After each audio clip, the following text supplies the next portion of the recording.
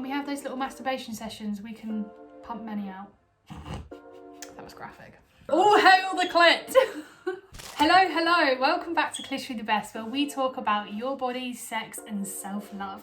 And in today's episode, we're going to be exploring the female orgasm. So, first of all, I want to state that when I'm talking about the female orgasm, I'm referring to the orgasm for people that are assigned female at birth, or AFAB for short. Clit owners and their partners, this one is for you.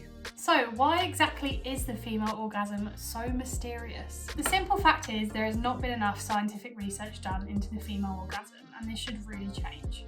Male-dominated scientific norms means that much of the information about the female orgasm and the clitoris remains undiscovered. On top of this, the majority of porn is penetration focused, and so is the sex ed, meaning that our little clits tend to be forgotten. We focus way too much on penetration and not enough on pleasure. Most of us, 75% of us in fact, cannot orgasm through penetration. We need a bit of that clit action. So, if you haven't seen my previous videos where I have mentioned the differences between vulva and vagina, I'm going to tell you now. All our lives, including 99% of mine, I always thought down there was called a vagina. It's always penis and vagina, but actually it's penis and vulva, because the vulva is everything on the outside. Your clit, labia, perineum, pee hole, vagina, butthole, everything, that is your vulva. Inside the vaginal wall, that is your vagina, the bit that can be penetrated, if you wish. Why is it important to know the difference? It's because when you use vagina, it just makes the idea that the pleasure is all about in there, all about penetration. The other reason the female orgasm can be so mysterious is because it's not so obvious when it does happen. With a guy, you get all that juicy sperm, and with a girl or a person with a vulva, it's a lot harder to tell. That's why it's so important to communicate, or as I like to say, communication is the ultimate lube. The next thing you're probably wondering is, how do we achieve orgasms? Well, it's our trusty friend, the clit. There's no one size fits all when it comes to orgasms, and it's whatever really feels good for you. And it's important to remember that orgasms aren't always the end goal.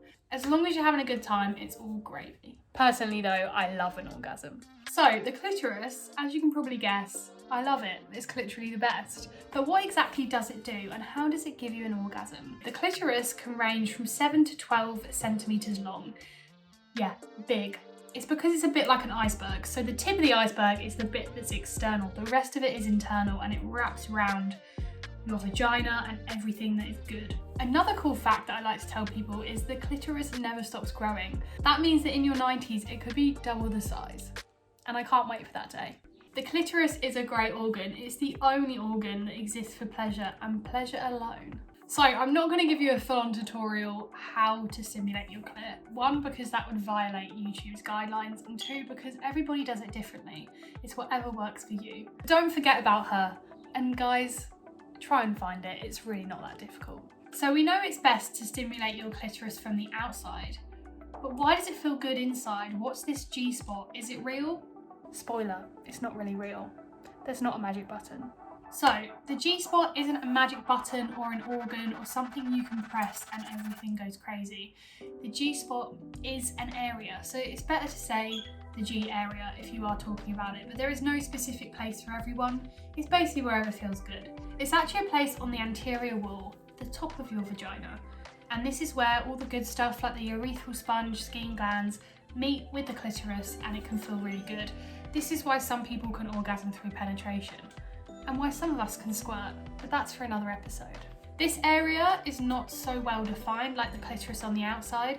You kind of just got to feel around and find out what feels good. There are some great toys on the market that can help with that G area, so check them out. So how many can we have, and how long do they last? A lot longer than guys. The female orgasm typically lasts a lot longer than guys. The average is 13 to 51 seconds. I would quite like 51 seconds. So when we're not on our own pleasuring ourselves with endless toys, how often are we getting our orgasms in bed? So I have an interesting study for you guys that was done in 2018. It found that 86% of lesbian women orgasm every time they have sex. I'm not surprised. But only 66% of bisexual women and 65% of straight women orgasm when having sex. So guys, if you're one of those that forgets about the clit, step up and find it. but not just find it. Give it some love.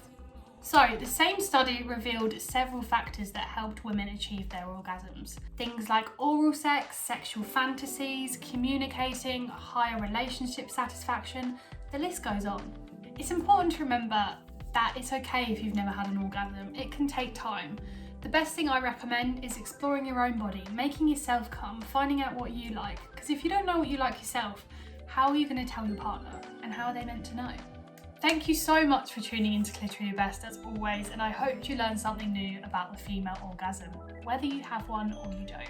As usual, all the beautiful links are down below where you can find out everything you need to know about your anatomy, your sex life, communication, all that jazz.